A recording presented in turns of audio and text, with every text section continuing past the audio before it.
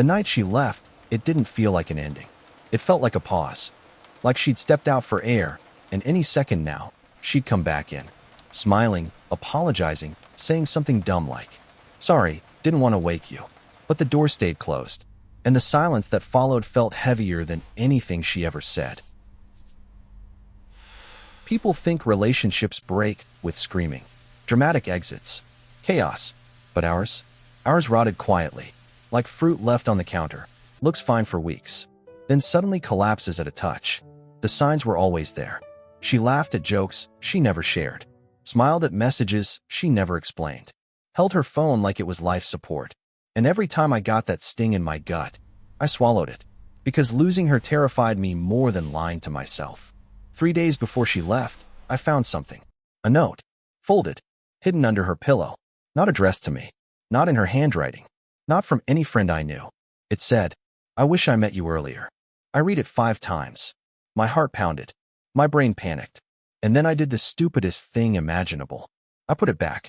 Because seeing the truth means admitting your world is not what you thought. I told myself maybe it was old. Maybe it was part of her journal. Maybe I shouldn't jump to conclusions. When your heart is in danger, your mind becomes a world-class liar. The days before she left, her silence got louder. She didn't argue, didn't complain, didn't even sigh. She just disappeared while still standing in the same room. Her eyes would drift past me like I wasn't there. Her body was next to mine, but the connection was gone. Touching her felt like touching a memory. One night, she came home late. Hair messy, perfume unfamiliar, eyes guilty. But instead of asking, instead of confronting, instead of speaking up, I said, "Long day," and she nodded, relieved I didn't dig deeper. That relief should have told me everything. Fear makes you passive. Fear convinces you that silence is safer, that if you pretend hard enough, your reality won't crumble. So I stayed quiet, and she drifted further. And somehow, I convinced myself things would fix themselves. If I just waited. Waiting is how people lose everything. The night before she left, her phone didn't stop buzzing. She muted it, held it close, smiled, not at me, but at the conversation I wasn't part of. I felt something cold settle in my stomach. Not anger, not even jealousy, just clarity. But I swallowed it again, because accepting the truth would mean accepting I'd already lost her. That final night, she barely spoke, just moved slowly around the house, collecting things piece by piece.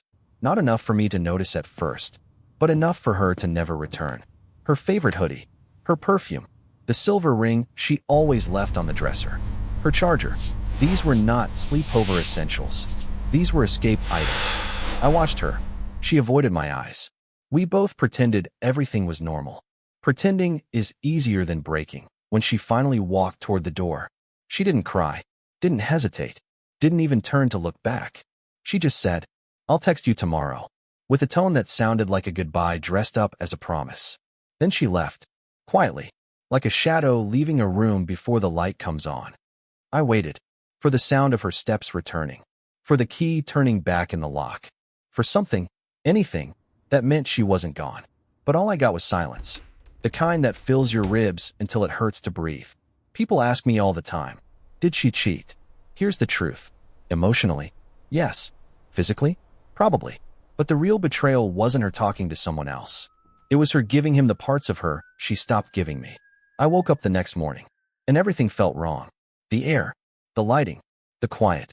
I checked the closet. Half empty. Checked the bathroom. Her toothbrush gone. Checked the desk. Her journal missing. She hadn't taken space. She had moved out.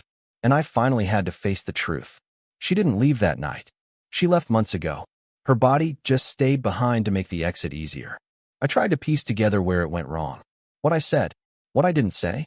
What I missed. Turns out, it wasn't one moment. It was 1,000 tiny fractures. I pretended weren't cracks. Love doesn't die instantly. It fades. And while it fades, you convince yourself the dimming light is normal. And then, one day, you wake up in the dark. Here's what I learned. If someone's energy changes, believe it. If someone pulls away, don't chase the ask. If someone stops choosing you, stop choosing the fantasy. Denial might feel safe, but it's a slow poison. She left quietly, but the truth didn't. And if you're listening to this, maybe you're where I was, holding on to someone who's already gone. Let them go. before you lose yourself trying to hold on.